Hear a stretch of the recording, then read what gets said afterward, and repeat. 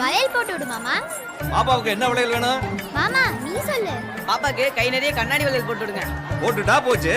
என்ன அத்தை பொண்ணா? இல்ல நான் மாமா பொண்ணு, இது என் அத்தை பையன். நான் கட்டிக்க போற மாமா. மகராசியா கட்டிக்கிட்டு நல்லபடியா இருமா. கைய கொடுமா வளையல் போடலாம். ஆஹா மாட்டேன். வளையல்காரன்ட்ட கைய கொடுக்காம வளையல் எப்படிமா போடுறது? மாமா இந்த எனக்கு தாலி கட்டு. இதெல்லாம் பெரியவனானா தான் கட்டணும்.